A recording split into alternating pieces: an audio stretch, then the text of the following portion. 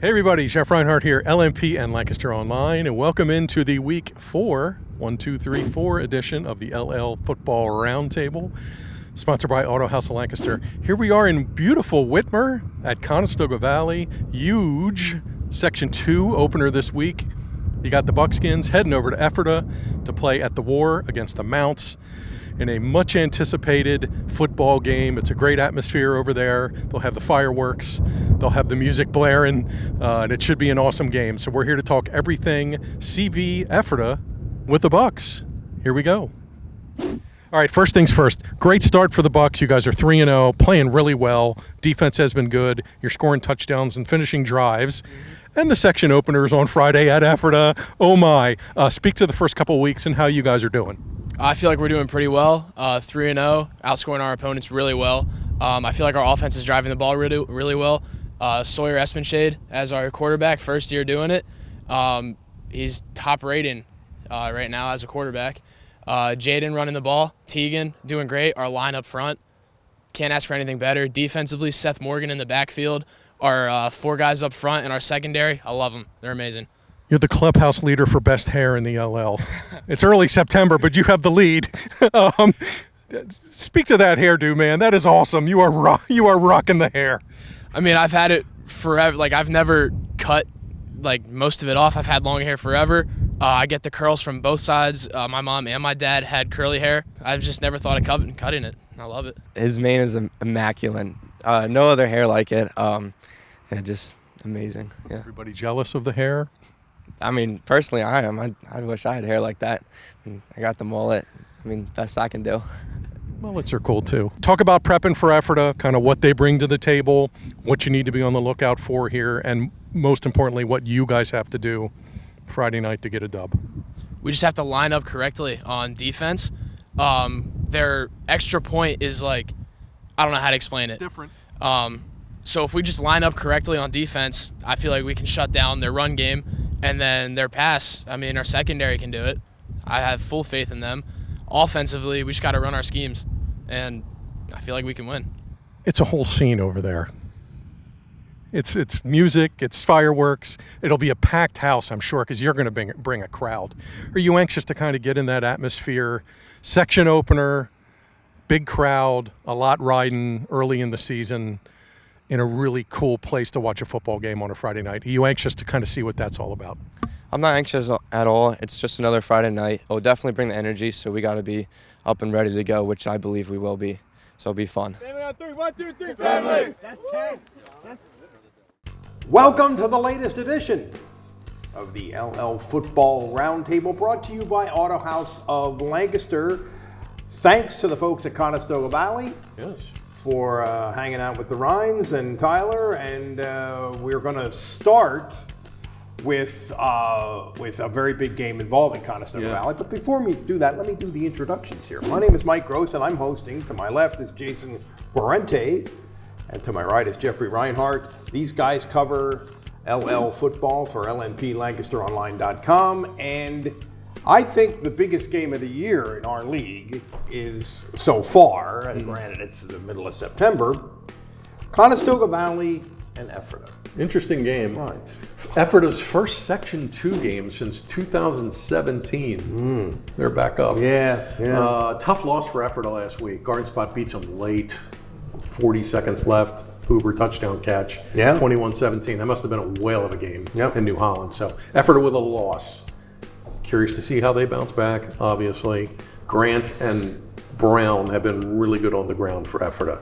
CV, 3-0, cooking, beat Dover last week, 33-6. Yep. Tons of balance with They've CV. really been dominant, and you're right. Yep, they don't have this one kid with 400 yards or anything nuts, but they have literally 7 or 8 kids who have run the ball. Jaden Johnson has 3 touchdown runs, 2 touchdown catches, and a kick return touchdown. And they have a quarterback. Yeah. The Espenshade kid has been solid. I know he threw a pick last week, but still 70+% completions, which you love. 6 touchdowns. CV's been fine. So can CV stay hot? Can Ephrata bounce back after a tough week? And it's a section team game that had a big postseason last year and looked like until last week, it looked like they were not missing a beat. Yep, and section game, knowing that Exeter is also there, and they have a good game with Mifflin on Friday. So these are large now in the section races, which is kind big of around here. maybe I buried the lead a little bit, which is the league games start. League this games week. start. Not everybody is Not playing everybody. them, but a lot of people are playing league games, and this is one that should have Circle some it. impact. Should be going fun forward. at the war. Should Yeah. be fun.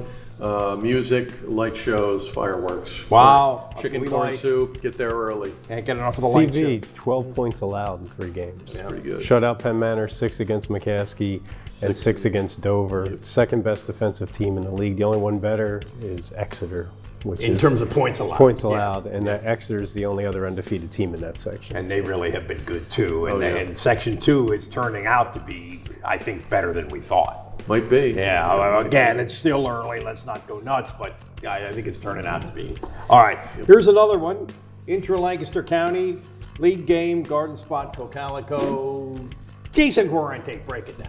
Garden Spot's had a great start to the season. I mean, that Notre Dame game was bananas, 71-64. They follow that up with back-to-back wins. They beat Ephrata, and you might say that's not a bad loss for Ephrata. I mean, Garden Spot's really good. Yeah, It's- Garden Spot, I'm impressed with what they've done since that first.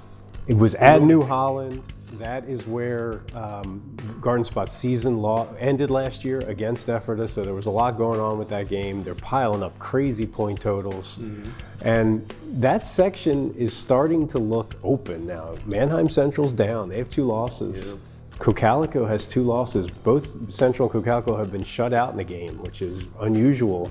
The door is open for someone to emerge, and that could be Garden Spot. I wonder if that was a good idea to keep Matt Samperini at Garden Spot. Yeah, he knows what he's doing. Yeah, I think that was a, okay. I think that was a good move.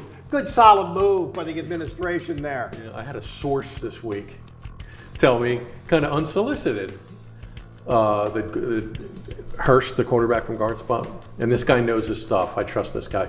He said he's the best quarterback in the league. AJ Hurst. He said he's the best looking quarterback there, and it's a shame because he's a senior. He's only going to He's a get the senior 1 who year. didn't play last year.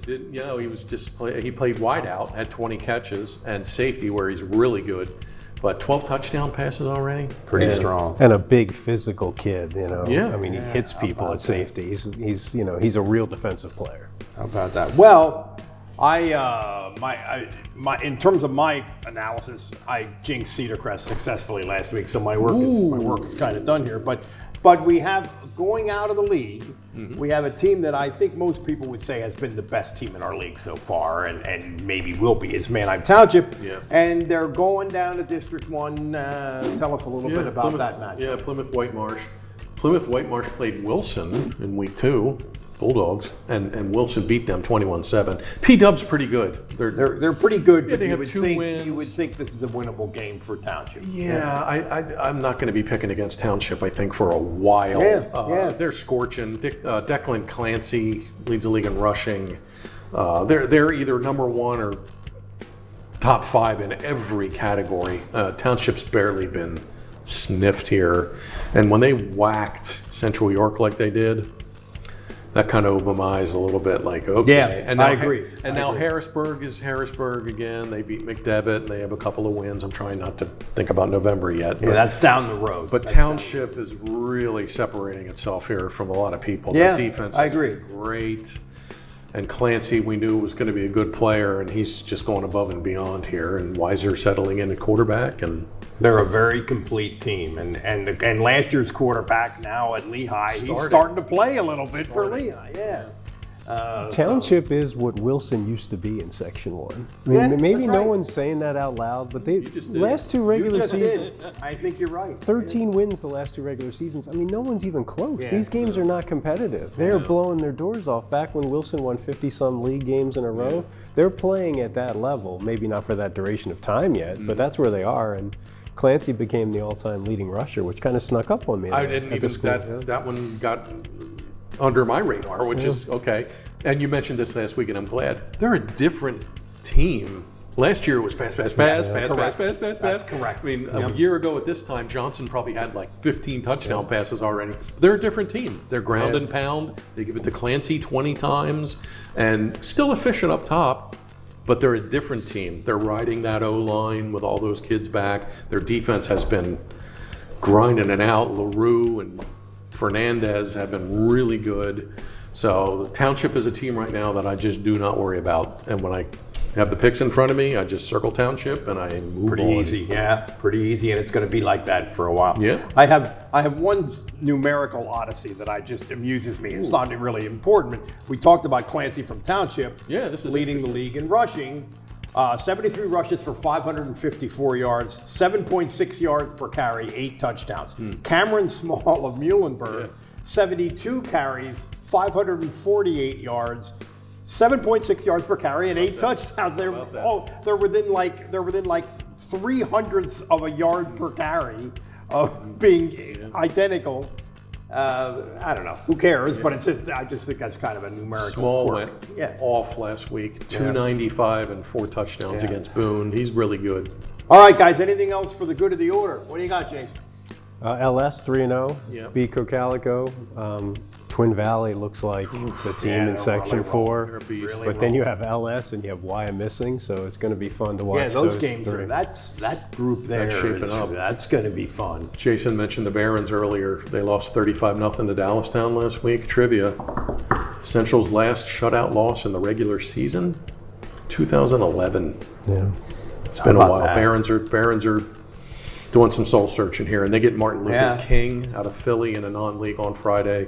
Central needs to find it here quick with some tough section games coming.